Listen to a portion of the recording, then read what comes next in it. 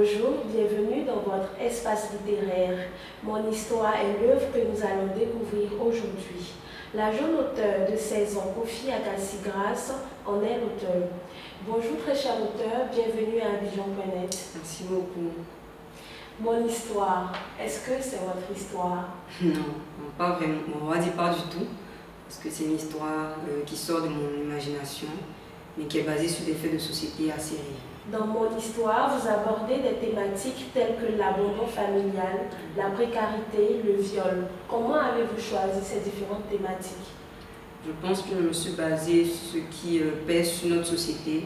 Voilà, le viol, on en parle beaucoup, mais c'est un phénomène qui prend de plus en plus de l'ampleur, et aussi le traitement des enfants. Donc j'ai voulu en parler puisque moi-même je suis un enfant et une fille dessus. Donc, vous l'avez mentionné, c'est pas votre histoire, mais est-ce que l'histoire est inspirée de faits réels?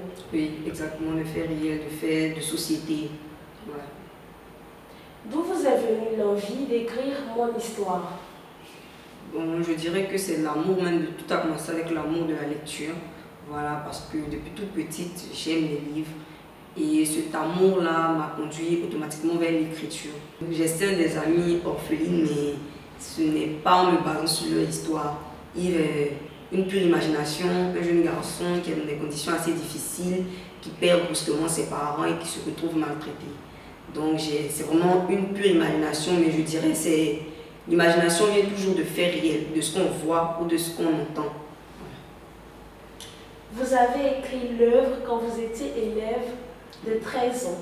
Comment êtes-vous arrivé à écrire ce livre avec l'école et vos autres activités? Surtout, en combien de temps l'avez-vous terminé?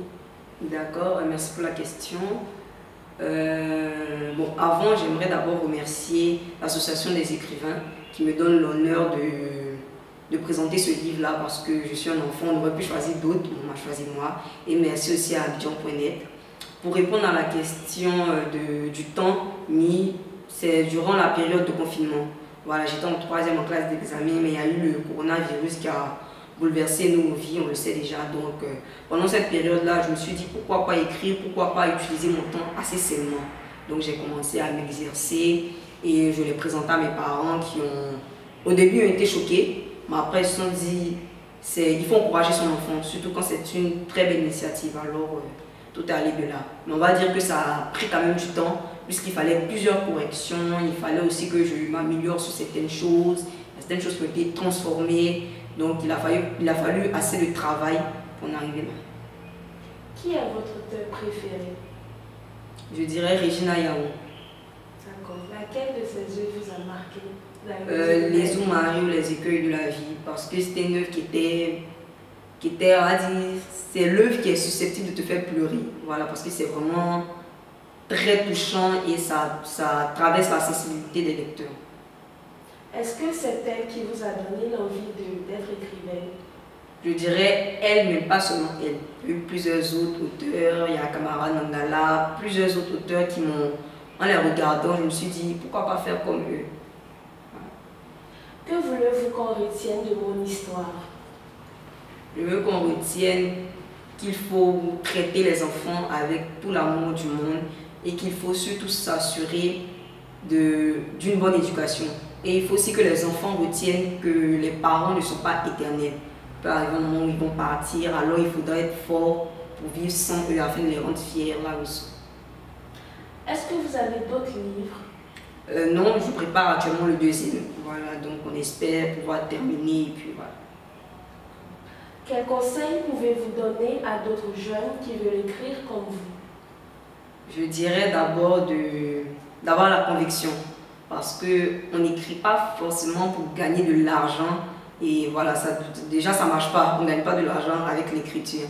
On écrit par amour, on écrit parce qu'on aime ça, voilà, et il faut savoir lire aussi, parce que si tu veux qu'on te lise, il faut bien lire d'autres.